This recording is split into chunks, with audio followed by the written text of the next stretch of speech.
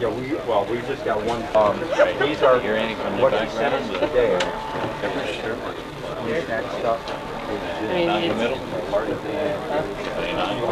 letter here and other letters that are in here. Yeah. I will. Yeah.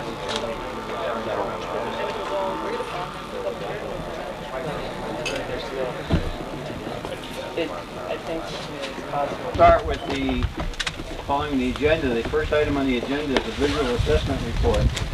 John, if you'd like to start that, please. Henry Savary, the investigator. John, you want to the witness a little bit, sharing your voice for a little bit. Okay. This is a project that was part of a series of activities supported by the ICE-T, which is the Special Transportation Funding for Environmental Enhancement. Ed Hood has been the representative of the agency for that program with the Department of Transportation, and Henry Savary was the principal investigator, along with a woman named Donna Mears, who is here with us this summer and has returned to where she came. And I just to introduce for comments by the public, hopefully brief comments. The only other ground rule would simply be that you this not turn into a debate. Your opinions are welcome, and that's what we'd like to hear, but I think that the time has passed for arguing or debating with someone else as to what the merits of this. So with that in mind, you will have a chance at the end of this to express your views. Okay. To briefly introduce this, the record before the agency right now consists of a final environmental impact statement that's a supplemental environmental impact statement. In addition to that, additional communications were received which are not part of the seeker record, but as this is a legislative decision, not a quasi-judicial decision, we will simply share them with the agency for their information.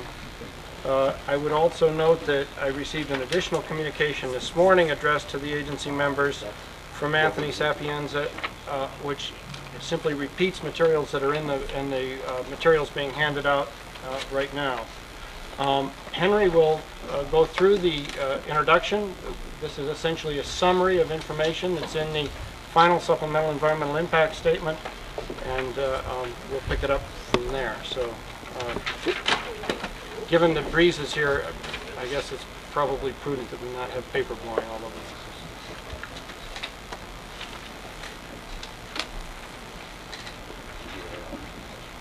Okay, then I'll open it up to the comments by anyone who's interested in making a comment. Would you just tell us your name and... Yes, my name is Anthony Sapienza. I have the North Country Lodge Bed and Breakfast and Anthony's Restaurant across the street from the landfill.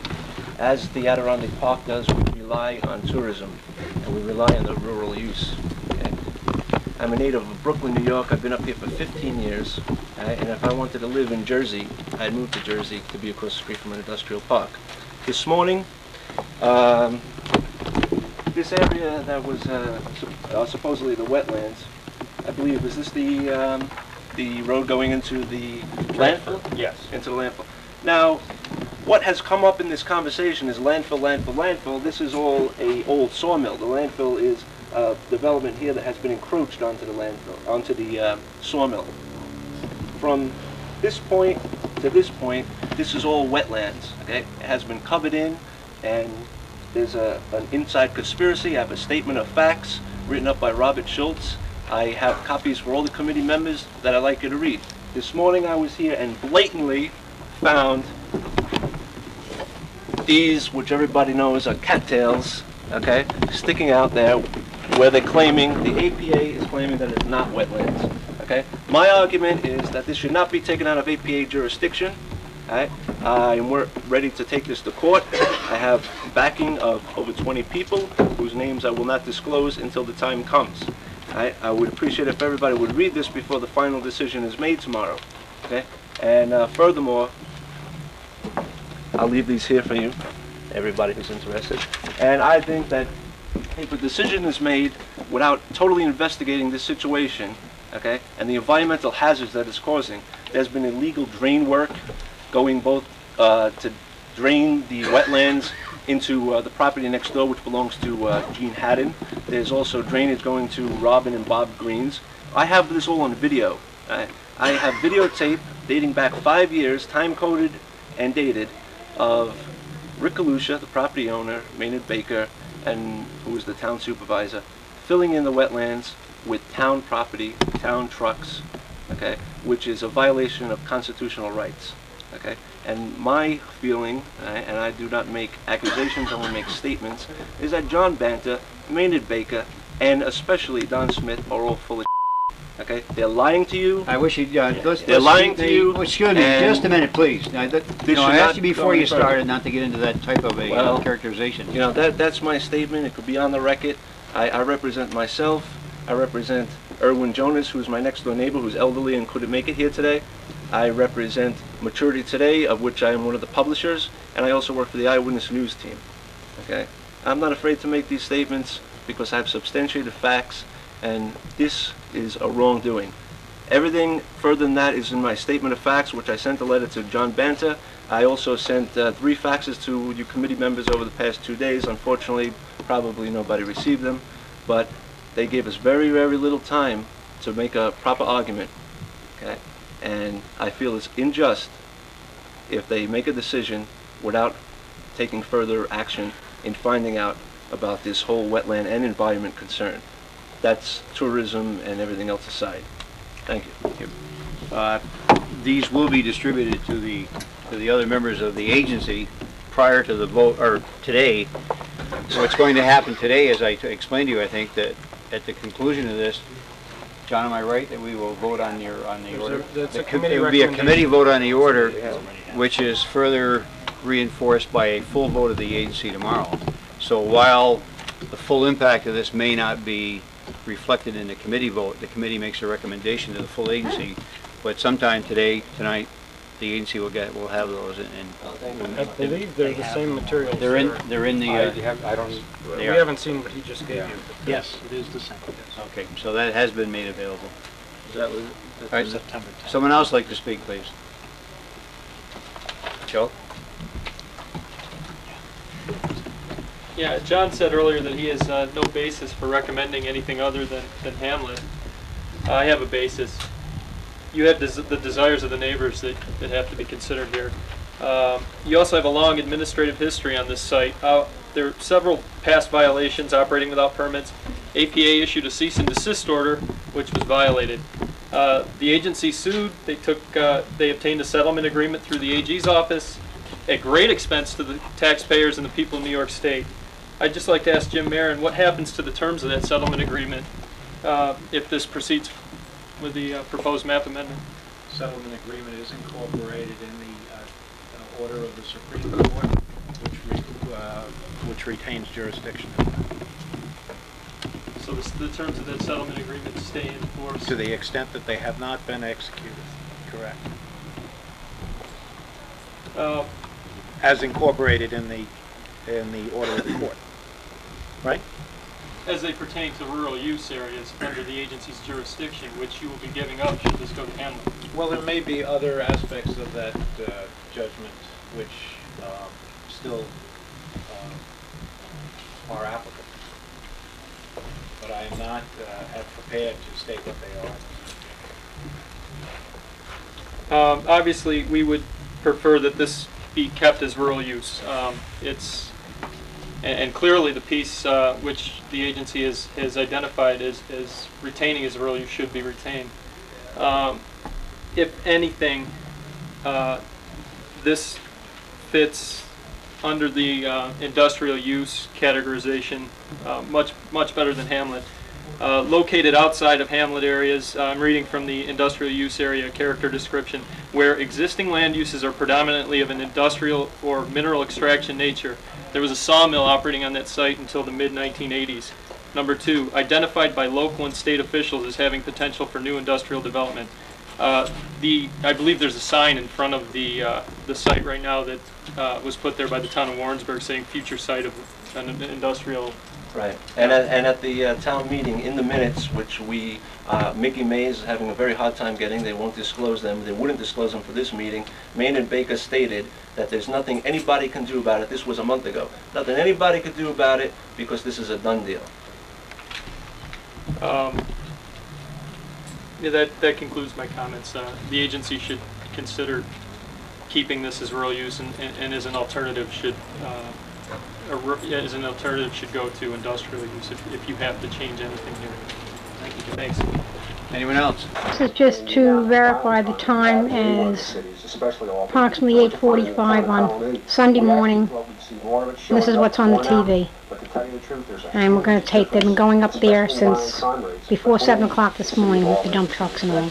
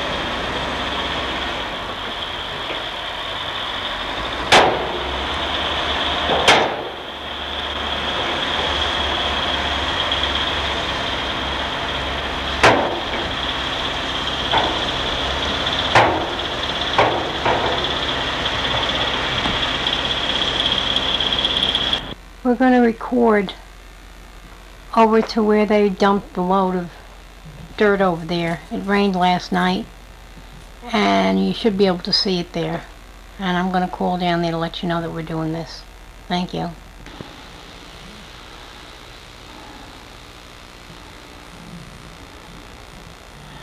Here's a pile of sludge, paper sludge apparently. It has been dumped since the last rain, last night at 10 o'clock. This is about a little before 7 o'clock in the morning. Here are tire tracks leading out, which I'll zoom in on them. And you can see that they are very fresh since the rain. All the ridges and all the blubbles of dirt.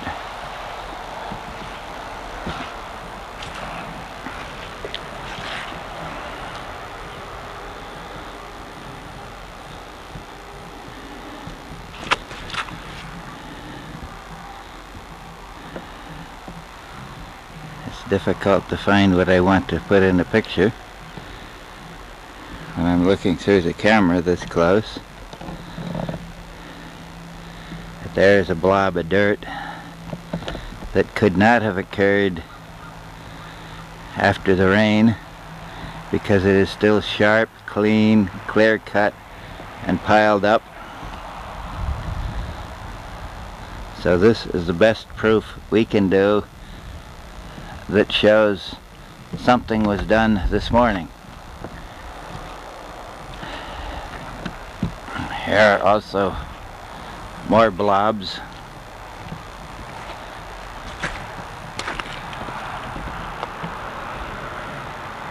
Of dirt falling down on top of the tire tracks, such that rain would have still blurred them out.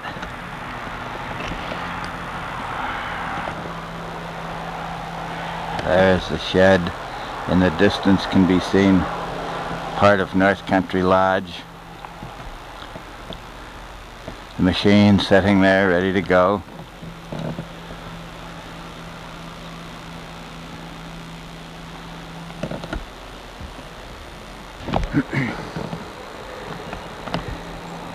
Now videotaping my own driveway to show that the rain was sufficient to wipe out most tire tracks. This was about 11:30 last night where I drove in, and there's one set of tire tracks. There's ones next to it, barely can be seen, they're washed way down. I'll turn around and show the car that it comes from, because I came back last night about a little after 11 o'clock with this vehicle.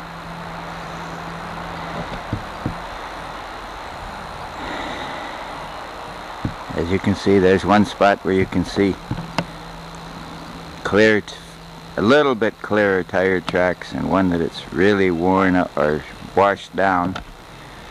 Another vehicle that's over here on similar sand, you don't see any tire tracks. The rain was sufficient that it washes them all away. This is in a sandy type of ground.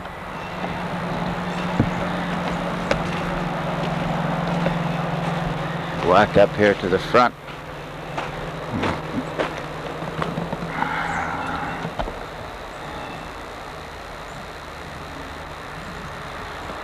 Underneath the vehicle, older tire tracks, but not in front of the tire. So the rain was sufficient all night that it could have washed away any tire tracks.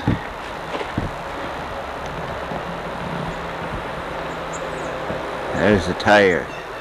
When it gets out from underneath the car, yes, there are tire tracks that start under the car, but then as soon as you get out, they stop. because I have parked several times in this place. You can see the tire tracks are gone here from the rain last night. Enough to obliterate all tire tracks. This is in front of the house of ours.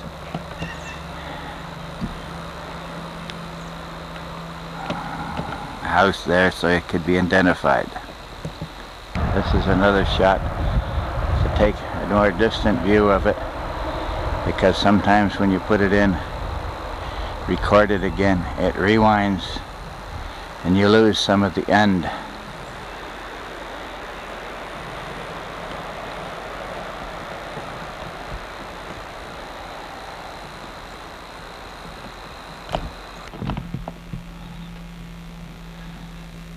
Clock on the wall when I get through with it.